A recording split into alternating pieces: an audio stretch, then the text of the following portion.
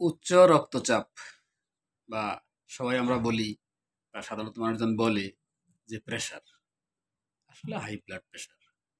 যাই হোক, এই উচ্চ রক্তচাপ একটা মারাত্মক নীরব ঘাতক। কারণ আমরা আসলে অনেকেই জানি না যে উচ্চ রক্তচাপ হইলে কিভাবে চলতে হয় বা কি নিয়মকানুন মানতে হয়, কি খাইতে হয় বা ডাক্তারের কাছে কিভাবে যাওয়া উচিত, কতক্ষণে কি ধরনের ওষুধ ফলো করা উচিত, এগুলো আমরা আসলে অনেকেই অতটা আমরা সচেতন না, এটা পুরা বলা যাবে না। আবার সচেতন পুরোপুরি এটাও বলা যাবে না। তো আমাদের আসলে এখানে আরো সচেতন হওয়ার দরকার। তো উচ্চ রক্তচাপ নিয়ন্ত্রণে রাখার জন্য আমি বা আপনি নিজেদের জন্য আমরা কি করতে পারি? সেটা হচ্ছে যে প্রেশারটা মোটামুটি রেগুলার মাপতে হবে। যেটা স্বাভাবিকভাবে সাধারণত ১২০ সিস্টোলিক এবং ৮০ ডায়াস্টোলিক মিলিমিটার অফ মার্কারি এই হিসাবে থাকে।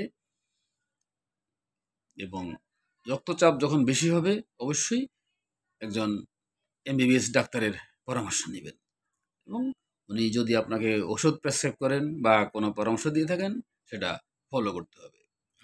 নিয়মিত ব্যায়াম করতে হবে। প্রতিদিন অন্তত ৩০ থেকে ৪৫ মিনিটে ২ থেকে ৩ মাইল হাঁটার অভ্যাস করতে হবে এবং শারীরিকভাবে সক্রিয় থাকতে হবে। তাহলে দেখা গেছে যে আপনার আ প্রেশার অনেক সময় নিয়ন্ত্রণে থাকবে।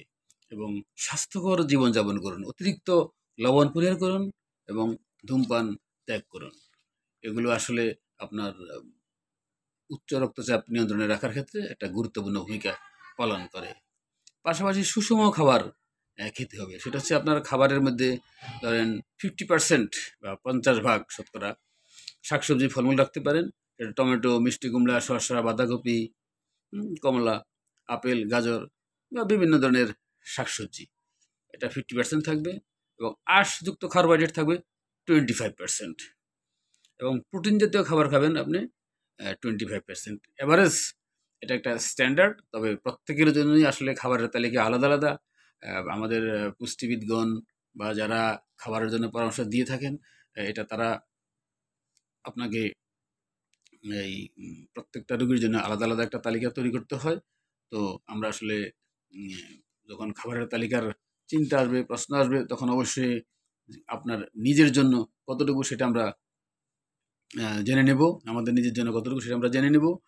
তো এই উচ্চ রক্তচাপ যে একটা নীরব ঘাতক, এটা যদি আমরা যথাসময়ে নিয়ন্ত্রণে রাখতে না পারি বা যথাসময়ে সঠিক চিকিৎসা নিতে না পারি, তাহলে হার্টের উপরে প্রেশার পড়তে পারে, কিডনির উপরে প্রেশার পড়তে পারে, লিভারের উপরে প্রেশার পড়তে পারে, ব্রেইনের উপরে প্রেশার পড়তে পারে। এবং প্রেশার পড়া মানে এখানে উচ্চ রক্তচাপ শব্দটা এরকম নয়। এই প্রেশার মানে এই অঙ্গগুলোর ক্ষতি হতে পারে। অঙ্গগুলোর কি বলে হানিকর কোনো ঘটনা ঘটে যেতে পারে। সুতরাং আমরা অবশ্যই উচ্চ রক্তচাপ যদি কখনো ধরা পড়ে সঙ্গে, সঙ্গে একজন এমবিবিএস ডাক্তারকে অন্তত দেখাবো।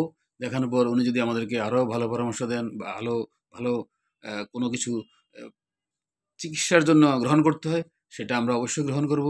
এবং শরীরের বিভিন্ন অঙ্গ-প্রত্যঙ্গ কোথায় কোনো সমস্যা থাকলে সেগুলোর জন্য আমরা প্রয়োজনে বিভিন্ন পরীক্ষা-নিরীক্ষা লাগলে সেগুলো আমরা করে একটা টার্গেট রেজাল্টে পৌঁছে যাব। যাই হোক, আমরা এবারে খুব সংক্ষেপে উচ্চ রক্তচাপ নিয়ে কিছু কথা বললাম। ভবিষ্যতে হয়তো আরো কোনো টপিক নিয়ে আমরা কথা বলব। সঙ্গেই থাকুন এবং আমাদের চ্যানেলটি আপনাদের যদি কোনো দরকার মনে হয়, আপনাদের পরিচিতজনদের জন্য অবশ্যই শেয়ার করে সেটা এম জানিয়ে দিবেন।